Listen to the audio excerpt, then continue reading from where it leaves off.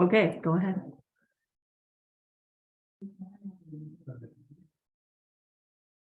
Done. Go ahead.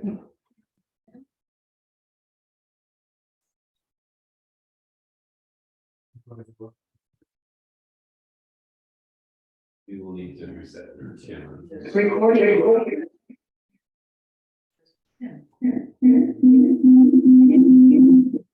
A brief review.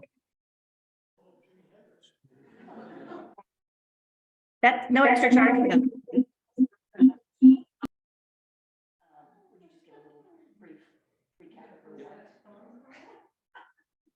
I think we're all set. Camera's good, right? Yeah. Give me just 1 minute. Yeah. Total 7:15 to the camera. Just give me a signal when you're ready. Thanks everybody for your patience. I think we have solved the problem. Cameras. But you know, I do this. Exactly, just say it's an hour and it looks perfect every time.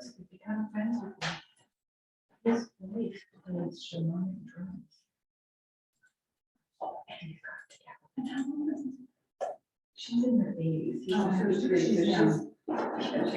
We have reset Zoom. And hopefully we have solved the sound issue. There was a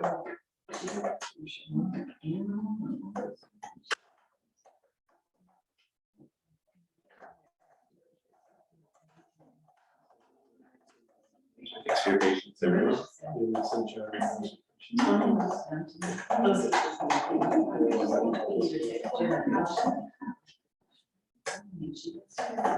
All right. How are we doing?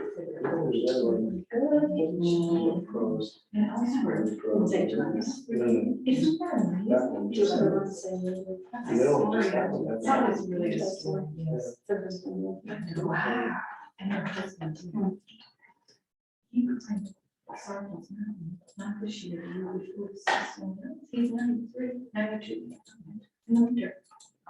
His stepmother is lovely, and she takes him learning everywhere they go to New Zealand.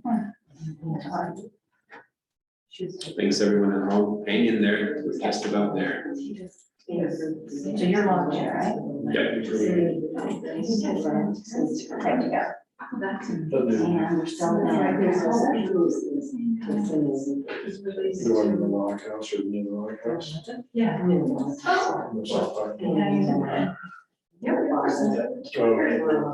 But I live in my own home. Good. Last thing now is if you want to fix the camera. But I think that's, you can just do that as we are. We're good. Yeah.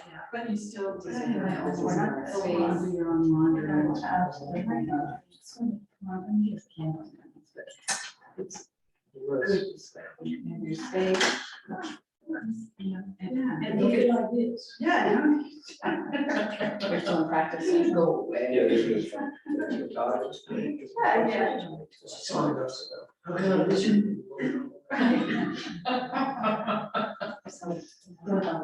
It is healthy. It sounds really healthy. It's great. Well, and yeah, books for me. Well, I went home. Sounding better, your dad says. Are we good? Okay. I'm good to kick off and you'll fix the screen. I will fix That's perfect. Okay. Thank you guys. I apologize for the. We did have quite a large group online, so we want to make sure that this was functioning right for everybody. So thank you for your patience at home too. You will see a little bit of movement on the screen that will settle down in just a minute. So again, I'm not going to reintroduce you, but we really appreciate you being here. And for the folks at home, we will send out an introduction so you get all the details on Leslie's background. Thank you so much for being with us. I'll turn it over to you. I'm going to share your screen. Mel, I need that.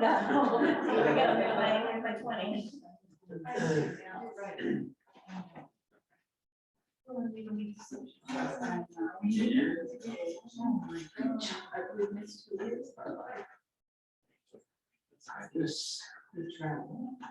Yeah.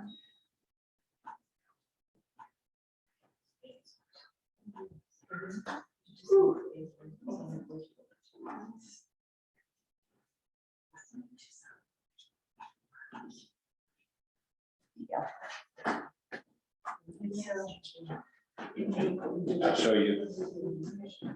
For some reason now, it's errors, but down at this corner.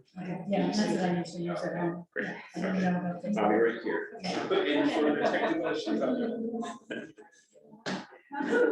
Finally, thank you. Here I am, and glad to be here. I'm really excited to be here and share some of my poems and my prints with you and talk about birds.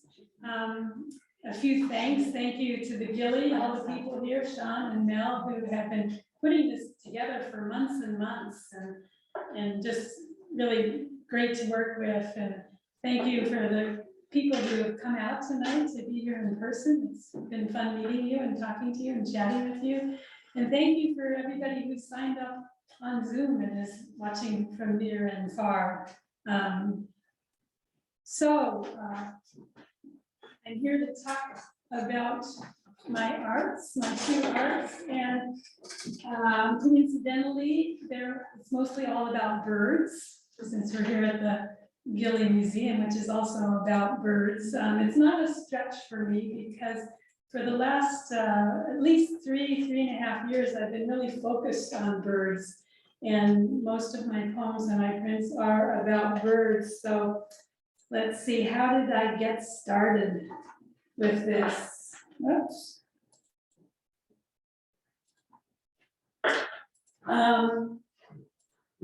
In 2020, I guess it was, right before COVID struck and shut us all down, I completed this series of owls. And it turns out owls are very popular, and it was quite a successful series. And in fact, the snowy owl has been my all-time best-selling print forever. It's almost sold out a second printing.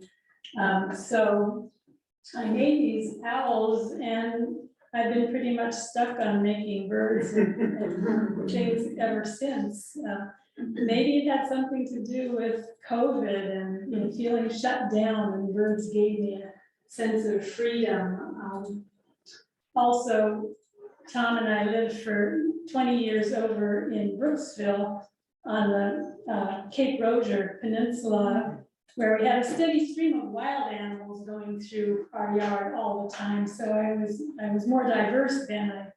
I did prints and poems about all kinds of animals, bears and coyotes and raccoons and foxes and things. But we moved to Belfast, and I don't see as many wild animals there, but I do see lots of birds, and so I write about them. I'm embarrassed to say I'm not much of a bird watcher. I'm not a professional bird watcher. I don't keep lists. I don't chase after rare sightings. I still barely know the difference between a hairy and a downy woodpecker, although I see them outside my window every single day. But I do pay attention. And I have a little dog that I walk usually 3 times a day, all over the place. And we see lots of animals and lots of birds. People often ask what comes first. Is it the print or the poem? And it's hard to say, but always what comes first is the encounter with the animal in the wild or out our kitchen window or on a mountain or on the shore. Something sticks in my mind, some vision, some sound, some activity. And I also love to do research on the animals that I've encountered. I remember Rebecca Ray, when she was here, talking about loving to do research. And so I usually go home and learn as much as I can about the animal. I read about them, I look at photos, I watch videos, I look at other art, I listen to soundtracks, and I try to honor the animal in that way by learning about them. And then, is it the poem or the print that comes first?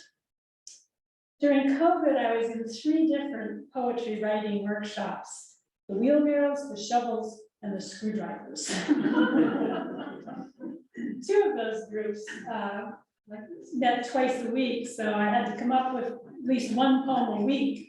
So I had many more poetry deadlines than I did print deadlines, although I am a member of the local color gallery, and we do change our shows out once a month, so I have that compulsion too. But often,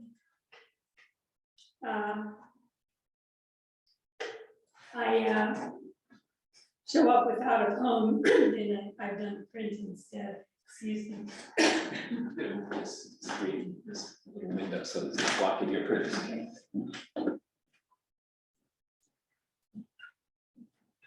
There, that's better. That's the most I can hide it. This is a poem I wrote about not writing a poem. It's called Dichotomy. It's at the beginning of my book. I don't have a poem today, but I've got the first blush of color on 2 relief prints, a woodpecker's fiery cap, a grosbeak's gold feathering, and the clear imperative to carve and ink and print one color on top of another, blues and browns, a gradation of grays, and finally the black key block that will define all. Instead of putting one bulky word after the other, I'm in my studio, sharpening tools, carving rough bark into a tree, mixing just the right yellow to flame a bird's brow, rolling out sky that darkens towards the horizon, anticipating the denouement when loose strands come together and my birds resolve without a word.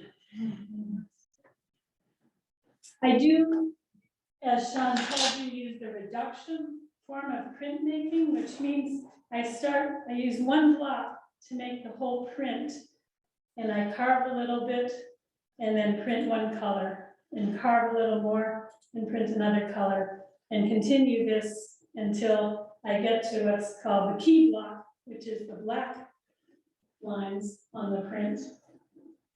And that's all that's left of the block. So you can't go back, you can't do it over because it's all gone by the time you're finished. These are the 2 blocks that what's left after I carved these 2 pictures. The woodpecker was pretty easy to remember. I carved out white. You always carve out white first because that's the color of the paper. And if you want it to be white, you carve that out. And then I printed red spots that had a teeny little bit of feathering on the red belly. And my chop, I used masks to mask the rest of the paper because I just wanted to print the red in 1 spot.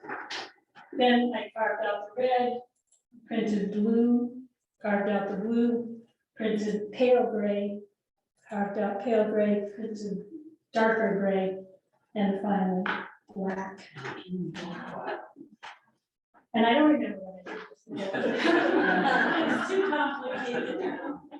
You can pass those. Sure. So, Leslie, is it generally speaking? Generally, light to dark. Yeah. Generally speaking, you try to print light to dark. How many prints do you do before you change the color? You've seen this. I usually do close to 20, and then I maybe end up with anywhere from 10 to 18 if I'm lucky. You always make mistakes. There are always prints that aren't quite good enough. So yeah, it's, yes. And Leslie, what's the material you're carving out of? What is one of those? It's linoleum. Linoleum, okay. Battleship gray linoleum, they call it, sort of what you used to have on your floors, Yeah. your kitchen floor. I used to started out carving wood, but linoleum is a little bit easier to carve and easier on my hands as I get older. So you, That's been, so your prints are limited editions. they are limited. And especially with the reduction method, because you can't, as I say, go back, you can't recreate it without carving a whole new block, so. Yeah, What do you use when you say you mask something? So are you cutting out the exact relief of everything else on the page that you're masking? well, with this, I just had a piece of paper that framed just the head. So you ink it up, and the ink goes everywhere. And then you put the paper over with a hole cut into it, and it only prints that much. Because if I printed red over blue or blue over red, it would have turned purple. So that's why I did it that way. So, oops, I keep going back. Where do I do all this printing? Well, Done. I was wondering, you know, do you have a little bit of a history of when this kind of printing started, or how old is this kind of relief printing? No. The Japanese, probably, I'll talk a little bit about the Japanese printmaking, what they had in Germans have been doing it, it's what they did for books, engravings and printing, it's a pretty book, it's a pretty old art. Yeah. So this is where I make my prints in my backyard studio. It arrived fully built on a flatbed truck from Shed City in Warren, Maine, kind of like Venus rising, fully grown from the sea. Do you have heat? Yep, it has heat, it's insulated, it has heat and electricity and everything else. Mel said I had to show you the inside. I said, even though it's messy. So, Nothing sadder than a neat art studio. What size is it? it's 12 by 16. When I ordered it 7.5 years ago, that seemed plenty big, and now, of course, I could use twice that size, but I keep trying to organize, and my husband Tom makes me handy storage cabinets and desks and things, so that's where I work. I've taken the carving on a raised surface, because when I carve flat like this and hang my head over the table for 5 hours, I do have things to my head. My inking station with the brayers, which are the rubber rollers you use to ink, and the ink hanging there, my carving tools. So, yes. Two questions. With that, fully insulated? Yes, yes, it came fully insulated, it was wired for electricity, I was able to choose what windows I wanted. I got these clear story windows in the north side, which I really like. Something tells me they're gonna get a couple of phone calls tomorrow. Was this pre-COVID you got it? Yes, It's gone up a lot since then. I know, I'm sure it's more expensive than it was. So we had a little Renai heater installed. I just turned it up to 62 and I'm warming this flash, and on windows in the summer. Yes. My second question is, what kind of press do you have? We might be getting into it. I will get into that. I'll show you pretty soon. Okay. Here's another poem about not writing a poem. I'm presenting to my poetry group, the Barn Owl Lino Cut. I finished this week instead of writing a poem. Surely they'll admire the structure of the print, the key block that shapes the composition, zigzags the branch, radiates needles, sets the owl aloft. I've titled it Barn Owl Nocturne. They may feel a rhythm in spilling pine, sense meter in wing beat, catch their breath at the tonality of moonglow. The colors, Japanese, juxtaposed as they are, should add resonance. White moon, blue night, green pine, gray feather, especially the red chop. Flexed talons suggest the owl's prey. I hope poets note the symbolism, omen from the spirit world. It's all about death, isn't it?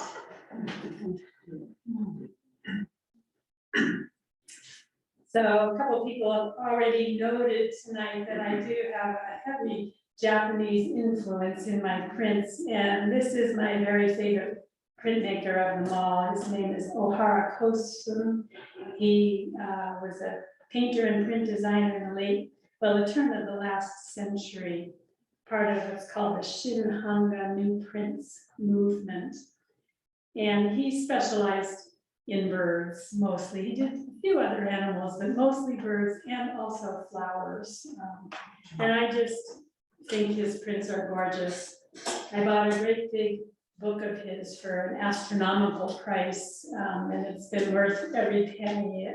I think before I start every print, I page through that book and look at his prints for inspiration.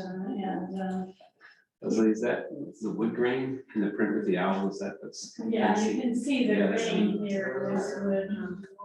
I love how the duck's head, how he's kind of made that. That's You can amazing. see it halfway down. It's really cool.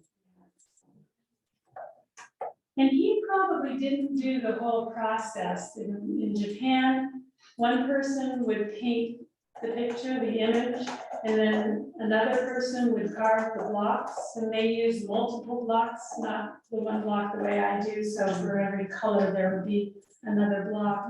And then finally, the printer would do the printing. So.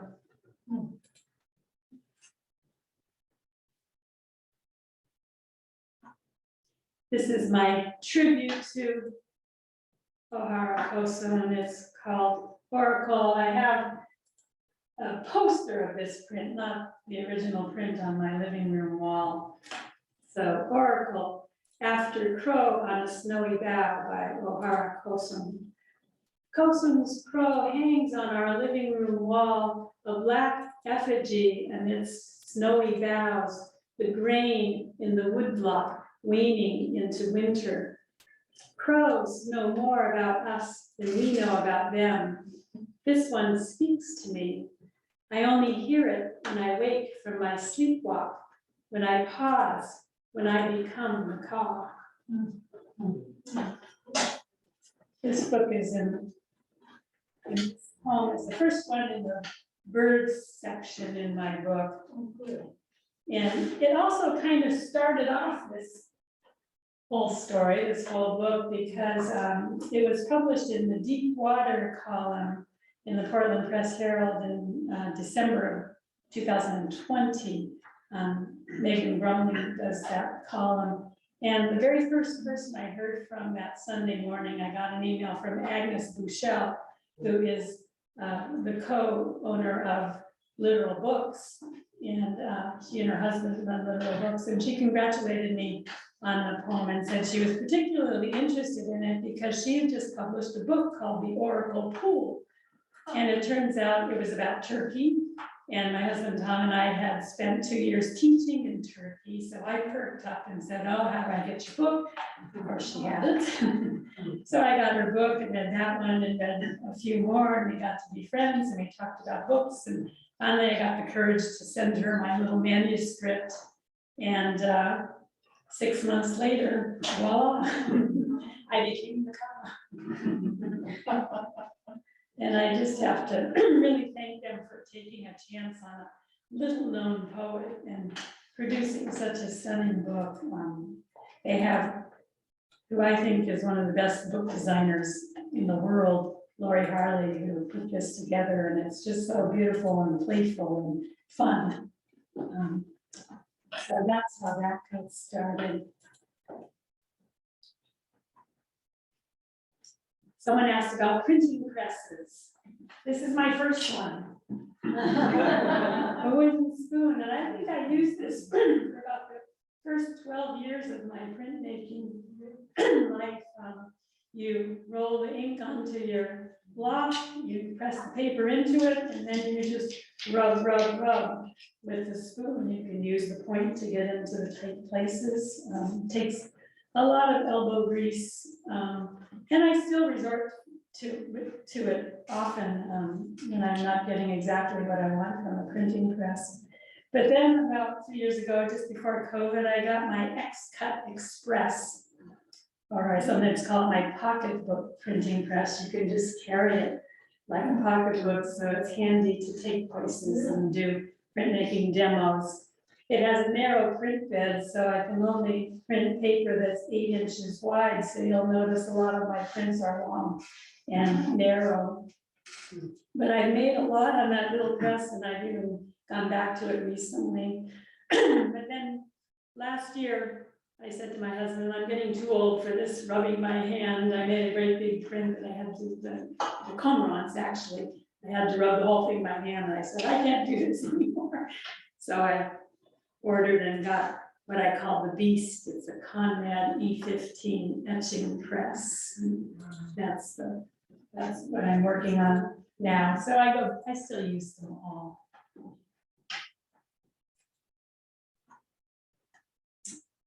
This is my dog, Rumi. He's my muse. And one of his important jobs is to get me out of my studio at the end of a long, hard day and take me for a walk where we meet birds and squirrels and interesting things. So he's not really red. He's a cream cockapoo, but red is his favorite color. He has a red collar, he has a red leash, he has a red hand knit wool sweater, and he has little red rubber booties that he wears in winter to protect his feet from the salt. Believe me, he can stop traffic when he's all decked out on High Street in Belfast. So, oops, I'm not gonna be able to read that because I'll have to read it from.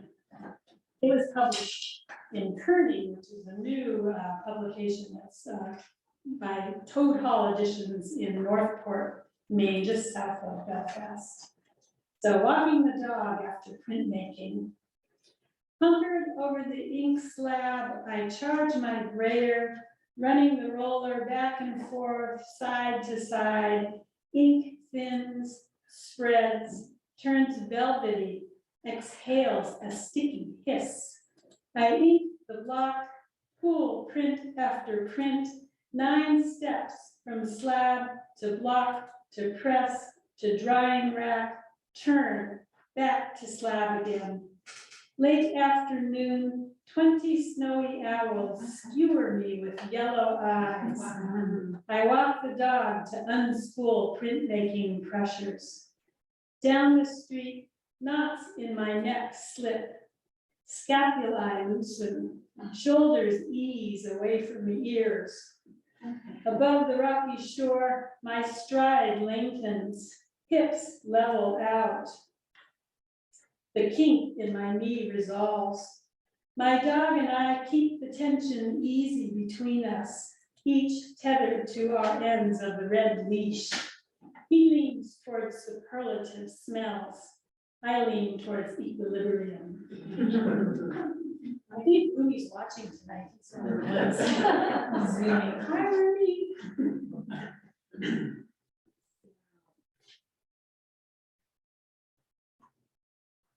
Just a few more process pictures. The first Saturday in May is called Print Day in May, and it's a worldwide celebration of the art of printmaking. Printmakers all over the world make prints that day and then post what we've made to social media. So starting in Australia, there's just this wave of printmaking that goes all the way around the world. So last year I did with 3 other printmakers at local color gallery. We did print demos all day on that Saturday in the gallery. So here I am making a print. I'm charging the brayer, fitting the ink onto the brayer, blue in that case, and then inking the block. You can see I'm putting yellow actually in this case onto the block. I did a 3-block print because I couldn't do a reduction and do it all one day. Pulling the print on the little X-Cut Express, and finally the big reveal. Wow. I made a sunflower for Ukraine, and I gave away the prints and asked people to give donations to the Ukrainian Red Cross. So there's a poem. I did not carve the poem. I didn't have time to do that, although some people do. I printed that on my computer and then printed, it's a 3-color print, but when I printed blue on top of yellow, it turned green, so there are really 4 colors in it. So here's the poem: heliotropic, haloed in fire, Fibonacci faced, the sunflower, seed, solar power, first to bees, then birds, now Ukraine. And if someone in the audience can define heliotropic and Fibonacci sequence, I'll give you this. Anyone know what heliotropic means? Circular? It's a heliotrope flower. Yes, and what does it do? Smells good. It follows the sun, yes. Like sunflowers, if you watch them in the course of the day, their faces turn. And how about Fibonacci? Does anybody know what this sequence is?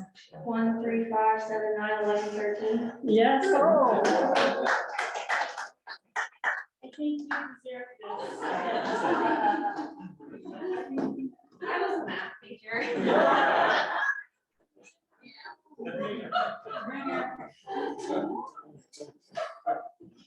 Yeah, I had to review it this morning, so I know the right answer, but if you have 0, 1 and add those 2 numbers together, you get 1, and then if you add 1 and 1 together, you get 2, and then 1 and 2, you get 3, and 2 and 3, you get 5. It's the band of nature. And then it's in nature too, so things that spiral follow the Fibonacci sequence, so sunflower faces and shells, seashells. Can And you post that on the website?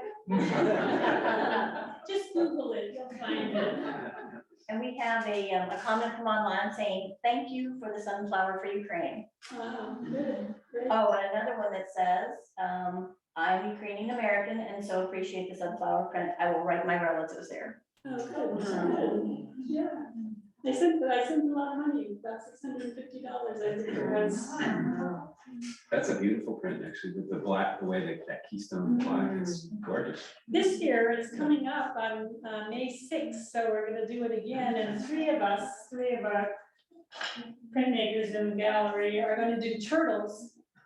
This is a sneak preview. We have one of us that does copper plate etching, so she's doing the backgrounds. These are woodblock prints by another one, and I'm doing some lino cuts, and we're gonna let people design their own prints, and then we'll print them for them. And the donation this year will go to Avian Haven out in Freedom that rescues birds, but also they have a turtle rescue program. They rescued 75 turtles last year. Wow. And they tend to stay around a lot. Here's another one. So if you're looking for something to do on May 6th, it's a Saturday, come down to Belfast and check it out. Yes. So let's get to some poems about birds, which I promised you. This is called Bush on Fire. The red, oh, can you move that over? Yes, absolutely. Can you see the other comment? Can you read I it? can read that one, Okay, yeah. yeah, Just sorry. can't read. Yeah, best place to put it. Maybe we can get rid of it.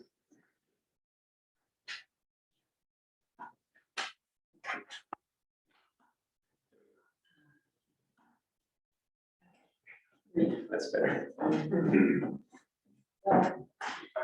The red twig dogwood crackles crimson on this March morning, spirited like the snow-fed stream below. I almost overlook the flock of birds gorging on berries in its midst, each a black masked bandit. Bohemian waxwings, Bombicilla garrulus, silk-tailed, talkative, circumpolar nomads in search of fruit.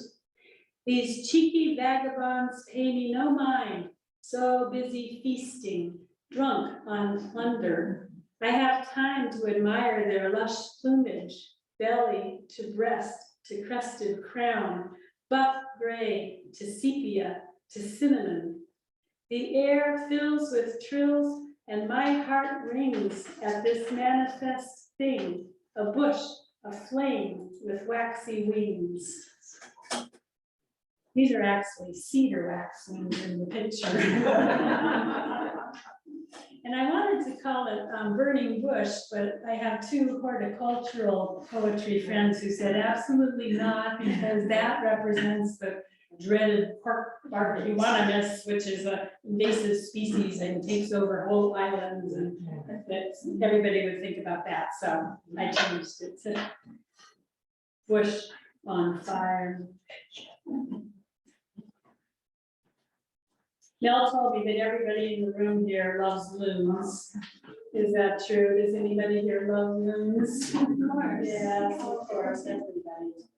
Loons and owls, loons and owls. Loons and owls, yeah, so, one of our poetry groups, this was the Shovels during COVID, couldn't meet on Zoom because one of our members lives off the grid, so that was impossible. So we met outdoors for spring, summer, fall for the 3 years of COVID pretty much. In the first year we met on our driveway, sitting the requisite 6 feet apart and wearing our masks and holding our little poems in our laps. But then the next year we decided we needed a more scenic venue. So we went out to Liberty where Pete, the off-gridder, lives, and we met at a beautiful little park on Lake St. George. And one day we were sitting there at our picnic bench reading our poems and talking about them, and a loon came in for a landing, and that's what this poem is about. Loon landing. A high tremolo call signals your approach to Lake St. George, and you descend, shallow wing beats, necks stretched, feet trailing, altitude, trajectory, flight path, coalesce, with wings fixing to glide, feet touch down, send up twin spumes behind your flat-bellied landing, and you skim to a dazzling stop. Head lifted, black and white striped collar, checkerboard back, and I can't catch up with my heartbeat. I learned a lot about loons and their takeoff and landing patterns when I did some research on them.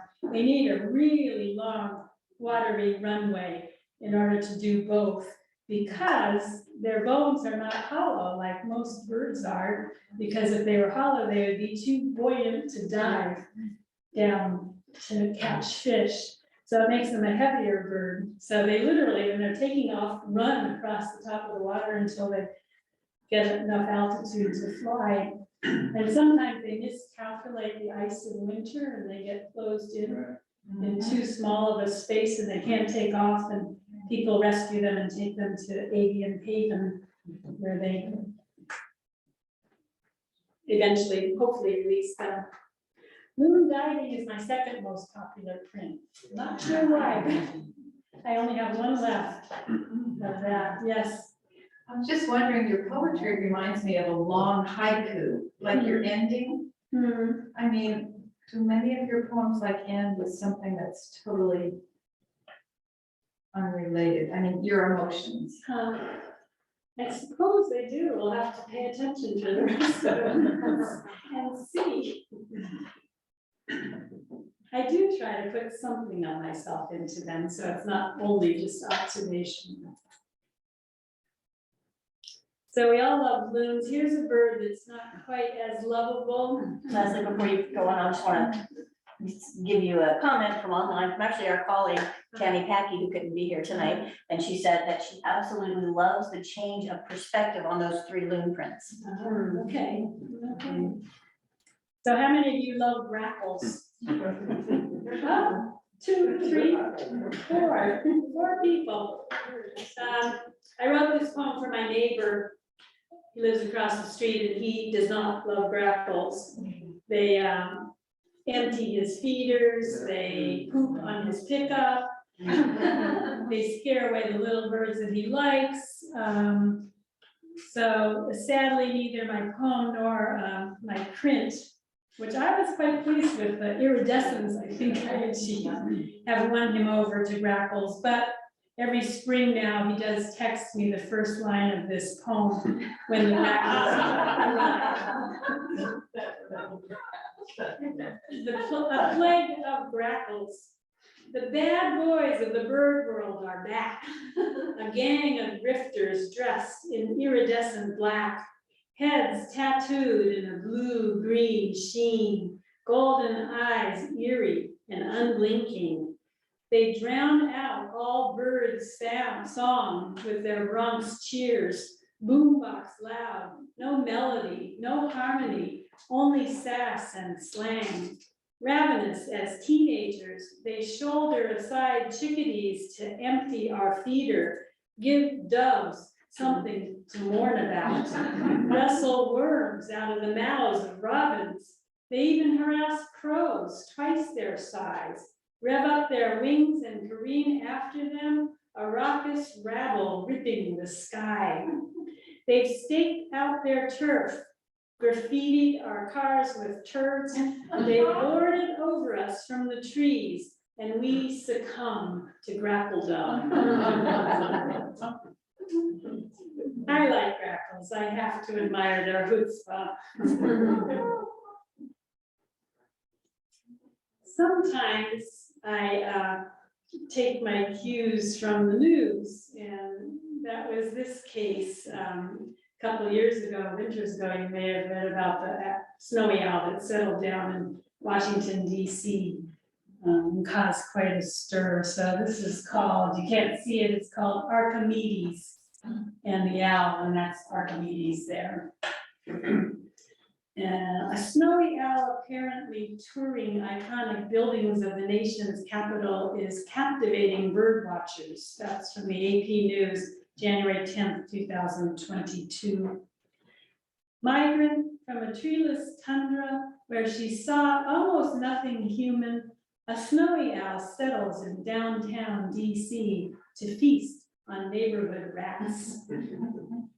In ancient Greece, she perched on Athena's blind side so the goddess could see the whole truth. Today, this specter ghosts our capital. She gathers nightly crowds of admirers. The Swiss ambassador to the United States dubs her the superstar of Union Station.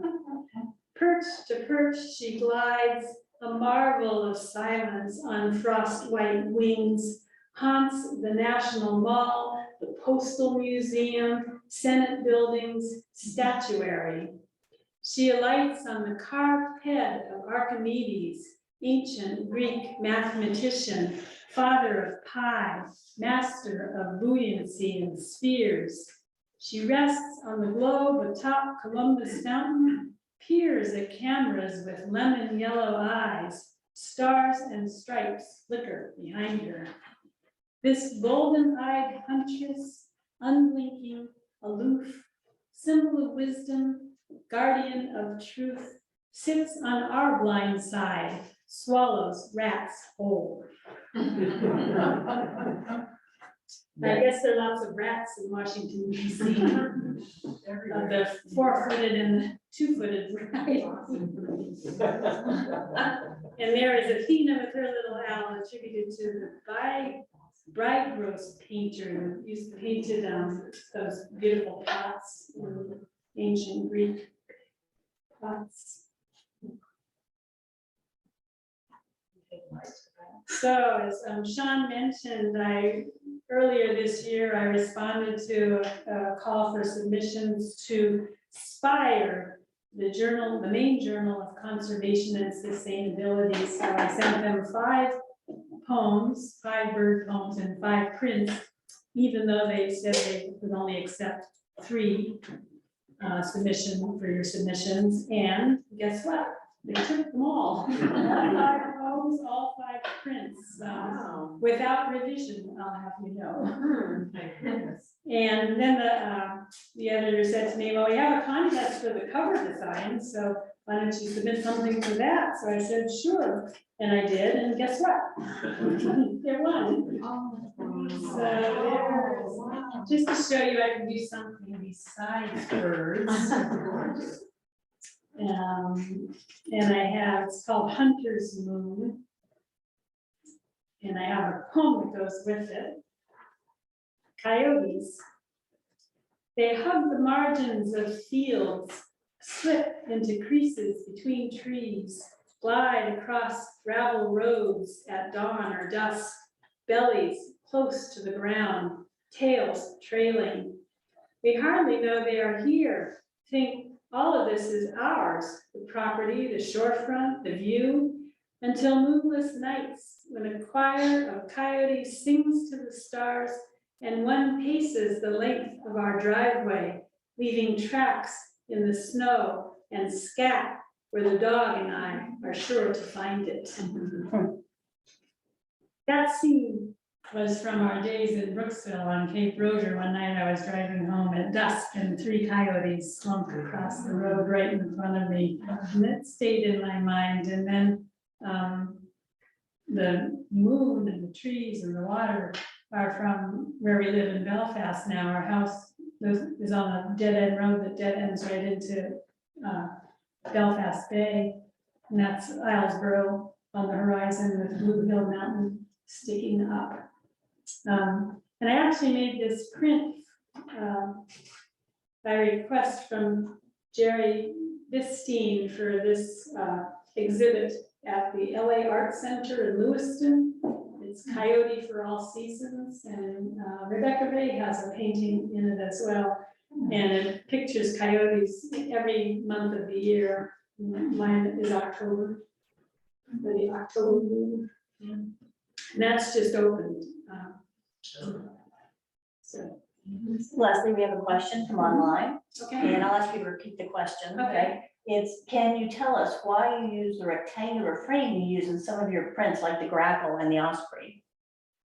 Why? I think why do I use the rectangular frame for the grackle and the osprey? I think it's because when I got my new printing press, that was a good size to fit. It just allowed me to be a little bit bigger, and I did that instead of the long, thin ones. Okay, so I'll read 3 of the poems that were published in Inspire. Oops, went too fast. And then we can chat and ask questions and things. This is one of my husband's favorite poems because he has a speaking part in it, I think. This is a Belfast scene. Shags and solitude. Cormorant, corvus marinus, sea raven. 17 shags balance on the high wire that spans the Passagasawake at the Narrows, where the upper bridge used to be. They shuffle flat-webbed feet, better suited to swimming than perching, teeter, face down river, beaks tilted into the breeze. Some preen feathers with hooked beaks, bills, others hang inky wings out to dry. They croak companionably, shit milky streams of guano. A mile upriver on a quiet inlet, the lone shag straddles a dead limb over the water. Maybe the others were mean to him, Tom says. We chuckle, but I want to stand with this bird, escape the crowd, its glib camaraderie, let my thoughts slow to the flow of the river. Introvert poem.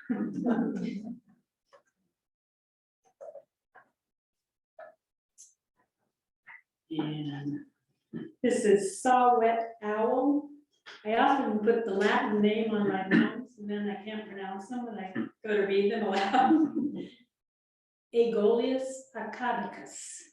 How's that? So small, he makes 2 meals out of a field mouse. Yet his beep, beep, beep, like an 18-wheeler backing up, carries for half a mile. Once I heard one call from a cabin on the coast, and it sounded like the hiss of a radiator releasing steam, only the cabin had no radiator, no electricity, no running water, only candles and kerosene lamps, rain barrels under downspouts, an outhouse, and a tiny saw-whet owl saying, "Sss." from a white pine in response to her mate.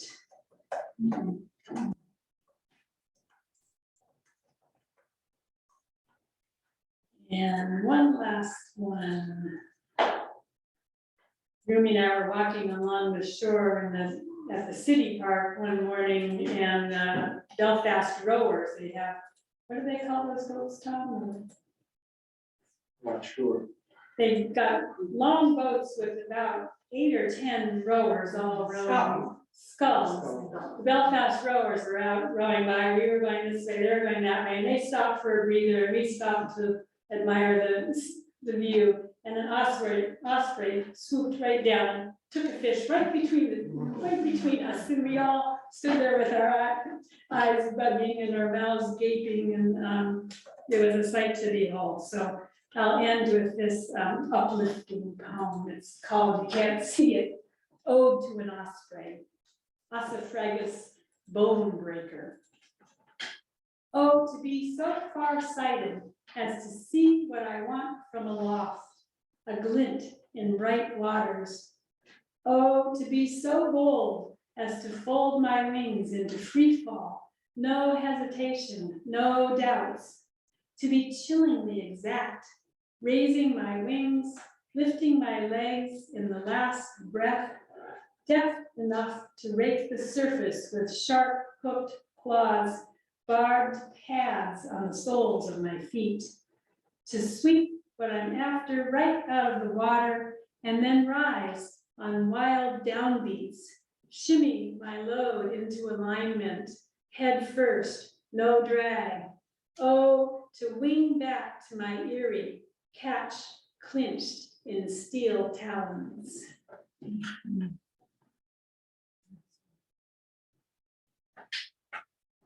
So, that's the end.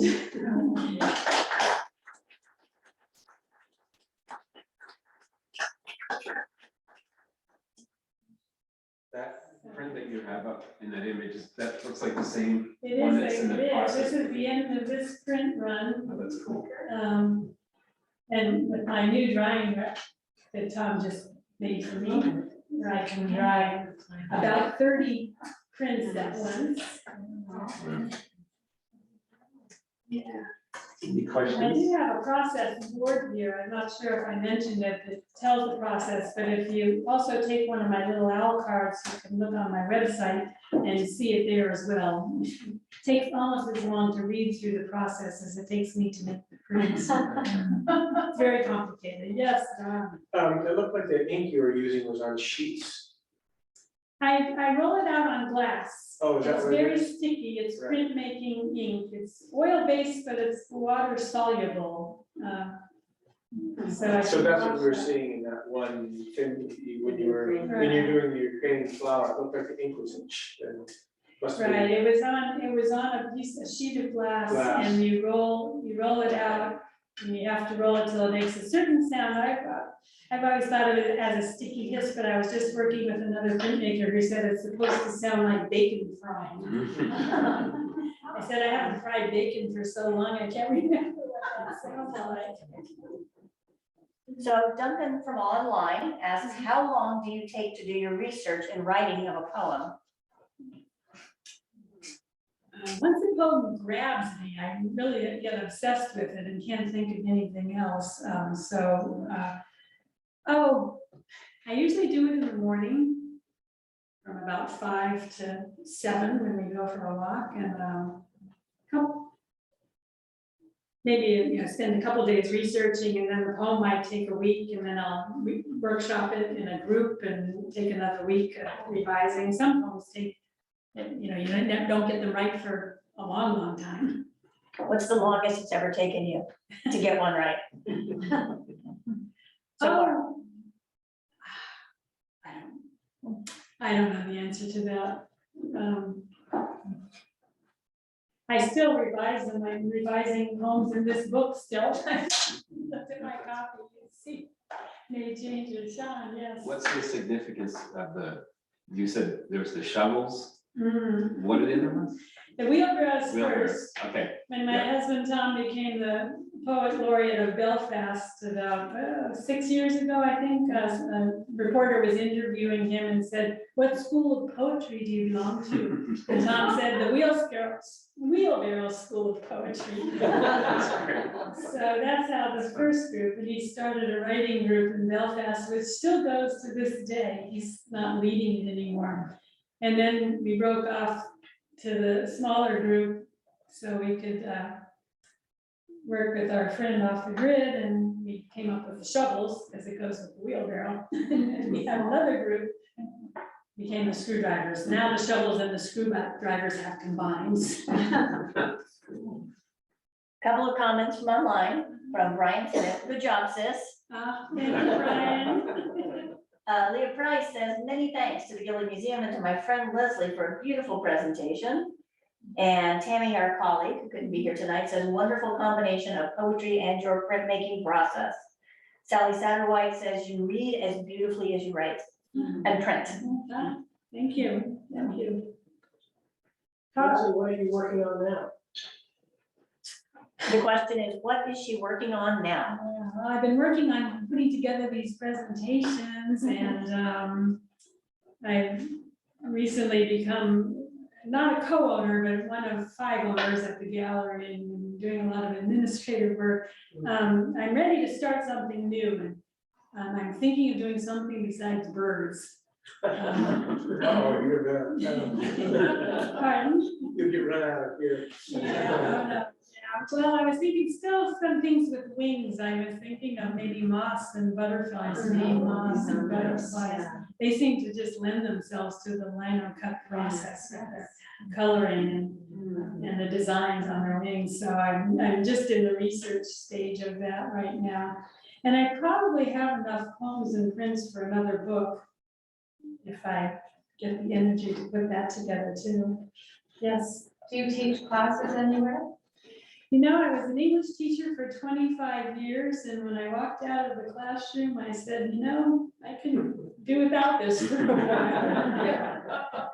So I haven't been, but I've been doing demonstrations, and I may get back into it. It's not as, there's a lot of technical stuff teaching lino cut. It's not as hard as teaching English and grading papers and. Yes. Did you mention before you have an exhibition coming up soon of your work? I do. I'm going to have a big solo exhibition in Brunswick at the Thornton Oaks retirement community. They have a big community center with lots of wall space. So I so far have 43 bird prints planned for that. And I've been busy. This is what I've been doing, getting things framed, ordering frames and framing things. And they would like poems too with the prints. And I'll be doing they'll have a reception there and giving a talk, and they want me to come back and do the demos at some point too. So How long is that show? that'll be up for 2 months, June and July. Okay. And I think it is open to the public. If you're in that area, you can drop in and see it. Any more questions from online or in person? Thank you, Leslie.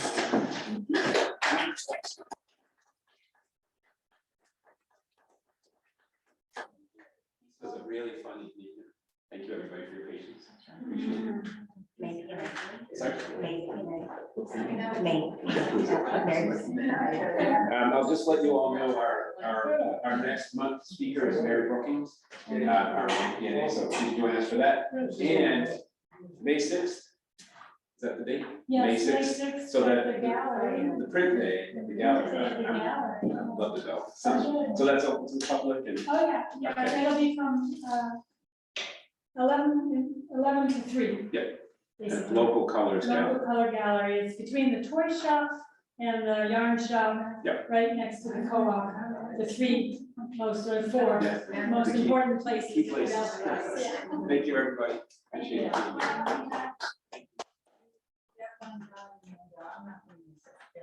Now I got some here. You know, I'm not like you. Holy, yeah. I don't know why I haven't memorized, but, Yeah. so.